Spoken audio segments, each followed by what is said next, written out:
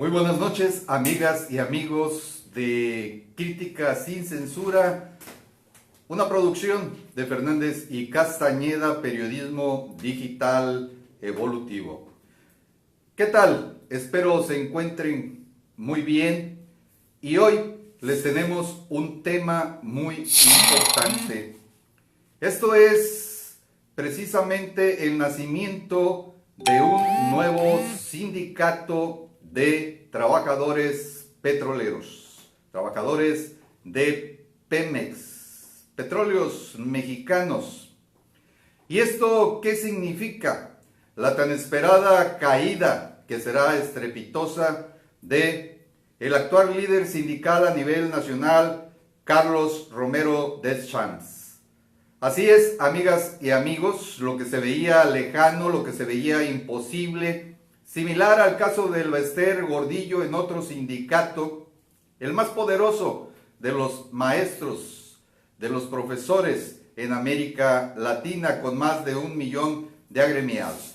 Corre el peligro, corre la suerte ya de poder ser también encarcelado Romero Deschamps. Y es precisamente con el nacimiento de este nuevo sindicato petrolero que ha dejado una fecha que en el futuro será muy importante. Ya dependerá de este nuevo sindicato que le arrebata el monopolio al Sindicato de Trabajadores Petroleros de la República Mexicana que dirige Carlos Romero y su séquito de dirigentes sindicales en las correspondientes secciones de trabajadores en la República Mexicana. Petróleos Mexicanos, muy importante, puesto que es el principal precursor de la economía, de que los gobiernos anteriores pudiesen disponer de una gran cantidad de dinero en miles de millones de dólares ya acumulado, ya sumando desde que comienza este sindicato de trabajadores petroleros. El día 27 de marzo del año en curso, Petromex ha recibido la toma de nota, con lo cual ya es oficialmente aceptado, reconocido como otro sindicato dentro de Pemex. Así es, amigas y amigos, los fundadores son Yolanda Morales Izquierdo, quien estará al frente, Óscar Solórzano, quien ha tomado la función de vocero de esta nueva institución sindical, y Luis Zárate. Así que, amigas y amigos, la Secretaría del Trabajo y Previsión Social ya ha dado oficialmente el arranque, la venia, el reconocimiento para que funja como tal este sindicato. Con ello, 40,000 trabajadores están ya pre-inscritos, pre-registrados. ¿Qué significa todo esto? La caída de un imperio creado a base de lo que son las participaciones que le entregaba Petróleos Mexicanos, que eran el 35% de lo recaudado por Petróleos Mexicanos por la venta del crudo y los demás productos derivados del mismo. Así es, 35% aproximadamente. Estamos hablando de una cantidad que correspondía, más bien, corrijo, el 2% de las utilidades de Pemex iban canalizados directamente al sindicato de petroleros. Ya he corregido, el 2%. El 35% al que me refería es lo que el sindicato de Pemex cobraba a los subcontratados, es decir, subcontrataba a empresas porque además dentro de las facultades que tenía y los arreglos con las direcciones, los distintos directores de Pemex, obviamente con la anuencia de el presidente en turno, presidente de la República, pues les daban contratos y ellos subcontrataban, el sindicato subcontrataba y pedían el 35% a los subcontratistas, ¿sí? Así es como creció, así es como fue enormemente importante el sindicato de trabajadores petroleros. Esto inicia con Sebastián Guzmán Cabrera, líder anterior a la quina, ¿sí? A Joaquín Hernández Galicia, quien vivía en la calle San Luis de Ciudad Madero, Tamaulipas, la ciudad, la perla negra del Tamaulipas, en el sur de esta importante ciudad petrolera.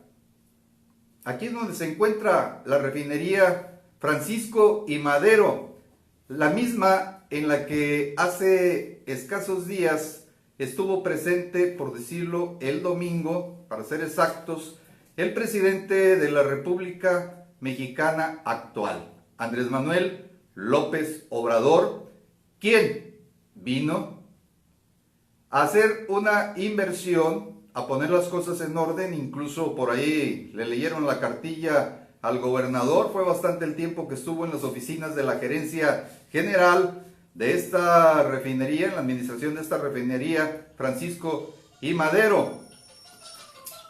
Es tan importante Ciudad Madero, pero más importante era Ébano, San Luis Potosí, si hablamos de historia y de cómo se fueron dando los hechos.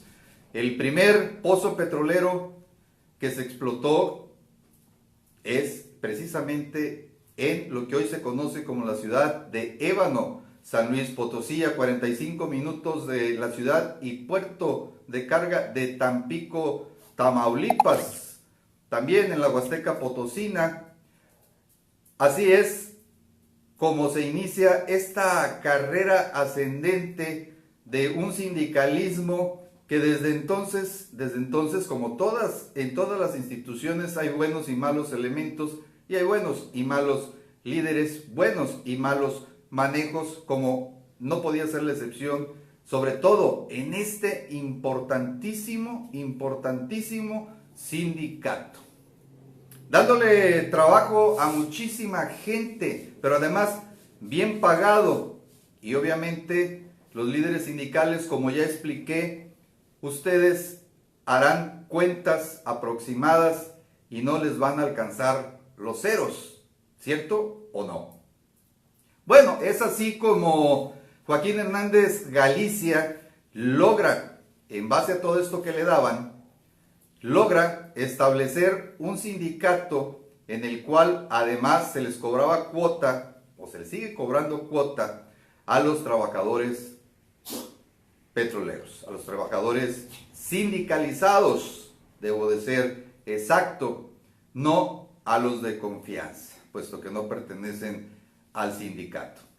De ahí que pueden invertir a diestra y siniestra. Supuestamente se tienen asambleas, se tienen órganos de supervisión, de control, para ver en qué se está manejando y cómo se está manejando, que debieran de ser los mandantes, ¿sí? Los mandantes de cómo se administraran los recursos que tanto les entregaba Petróleos Mexicanos, ese 2%, como las ganancias obtenidas del 35% a los subcontratados, valor de contrato, más las cuotas sindicales. Y es entonces que por eso Joaquín Hernández Galicia inicia una serie de inversiones bastante grandes, enormes. Y tenemos, por ejemplo, las tiendas de consumo que muchos de ustedes conocieron. Se tienen los ranchos, las granjas acuícolas de lo que fue esa mezcla de tilapia y mojarra tilapia, con técnicas israelíes. Además de, por ejemplo, aquí en la playa de Miramar, se brindaban servicios médicos también, de director un israelí, médico botánico, médico más bien y exacto naturista. Por eso se le llamó hospital naturista, un hotel con su gran restaurante, el de la sección número 1. Y crecieron muchísimas secciones. Tenemos la 33, tenemos por ejemplo la sección 1, de donde nace Hernández Galicia, que lleva como su fiel escudero a Salvador Barragán Camacho. Ustedes conocen muy bien o han oído hablar de él, de los excesos de cuando ya al último como senador de la República, las veces que cuando jugaba el Tampico Madero, como desde su palco aventaba billetes a todos los que estaban en el graderío. Parte de los excesos, las joyas, cuando fue aprehendido en la cajuela, relojes Rolex, dinero, armas, etc. Una impunidad total. Ahora, ¿todo fue malo? No, realmente sí hubo beneficios, sobre todo en el sur de Tamaulipas. ¿En qué sentido? Precisamente también con el control ahora muy fuerte de la población, aquellos que no eran sindicalizados y donde se crearon organizaciones, la más fuerte hasta entonces, la de Joaquín Hernández Galicia, que era manejada por el fallecido Hugo Barba Islas, y tenía como brazos ejecutores en el buen sentido, ejecutores de las acciones en favor de estas colonias, este grupo de colonos tan fuerte, sólido, entonces sí era sólido el sur de Tamaulipas. Y estos brazos fuertes, tenemos a personajes como Espiridión García, amigo, Cirilo de León, también amigo, conocido, y ellos eran los que se encargaban de tratar junto con Hugo Barba Islas a todos estos líderes de la comunidad. De tal manera que poderoso en el manipuleo de lo que son los petroleros sindicalizados y también con la ciudadanía, de tal manera que logró influir tremendamente en cada elección presidencial, puesto que garantizaba muchísimos votos, ya unidas todas las secciones de sindicatos de petroleros de la República Mexicana. Así es como crece, así es como se da el esplendor de esta fase de los más influyentes en México. El señor ponía y quitaba, ¿sí?, senadores, diputados, directores, sobre todo aquí en Tamaulipas, incluso la venia para los gobernadores. ¿Y qué se puede decir de los diputados del Congreso Estatal? Además de las principales secretarías o direcciones. Y por supuesto, él era el que ponía, él era el que decidía quién iba a ser presidente municipal. Así de fuerte, así de tremendo era el poder que ostentaba ya en ese entonces Hernández Galicia y Salvador Barragán, ¿sí?, a quien él le llamó el campeón de la lealtad.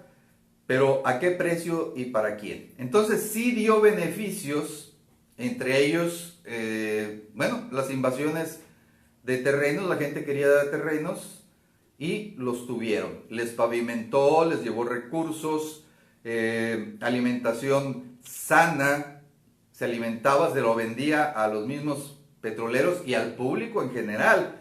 Hay un lado oscuro y hay un lado áureo en esta historia de este sindicato. Posteriormente, ya saben ustedes, un 10 de enero Carlos Salinas de Gortari, en sus primeros días como presidente de la República, le cobra una afrenta. ¿Y de qué manera? Encarcelándolo y acusándolo de acopio de armas, las famosas Uzi, los subfusiles ametralladores famosos israelitas calibre 9 milímetros, la muerte de un agente del Ministerio Público Federal, y es así como se termina ese periodo y el aliado, el alfil, la pieza importante para manejar petróleos mexicanos ya dentro del neoliberalismo económico es Carlos Salinas de Gortari, pasándole la estafeta, arrancándole la estafeta a Joaquín Hernández Galicia y cediéndosela a Carlos Romero Deschamps. Y ahí comienza también la historia del huachicoleo. ¿Por qué? Porque el huachicoleo se da principalmente ahí, en las llenaderas, como se les llama, y también embarcándolo los propios barcos de petróleos mexicanos o los que se rentaban. De tal manera que esto del huachicoleo se venía llegando a cabo desde ese entonces. ¿Cuántos millones de pesos se perdían anualmente por el huachicoleo? Hasta el 2018 fueron 70,000 millones de pesos anuales. Y no eran las mejores épocas estas, las pasadas, puesto que había disminuido enormemente la producción de crudo. Esto en una conflagración, esto en un amafiato de Presidencia de la República y el líder sindical que está bajo las órdenes del mismo. Y siguió siendo Romero Deschamps. Hasta la fecha. ¿Qué quedó de aquel imperio de Joaquín Hernández Galicia? Las tiendas de consumo, los ranchos, las granjas, los espacios ecológicos, las siembras, las granjas de pollos y todos los demás negocios, la compra de terrenos, la venta y también otro negocio que es la contratación de los seguros de vida de los trabajadores petroleros que les deja jugosas ganancias. Todo ello en cientos y miles de millones de pesos y acumulado ya hablamos de millones de dólares hasta la fecha. Pero además con algo muy importante que es la venta de plazas, también es otra ganancia, es decir, no solo las plazas, sino las plantas de los trabajadores, ¿sí? Así como lo oyen, también porcentajes por dar los contratos a los trabajadores transitorios. Todo esto en un marco de amaciato delincuencial entre los presidentes de la República y los líderes sindicales. ¿Qué decir de Romero Deschamps hacia abajo, conjuntamente a su nivel con el director o los directores de Petróleos Mexicanos? Ahí el gran robo, no solamente de petroleros a petroleros sindicalizados, sino de petroleros a mexicanos, porque esos recursos que se llevaban, hablo ya del huachicoleo, ¿sí? Y que se entregaban a campañas presidenciales, caray, eso le hacía falta a los presupuestos para los programas federales que deberían de redundar, hacer eco, aterrizar, plantarse en cada una de las entidades federativas de este pacto de la Federación Mexicana.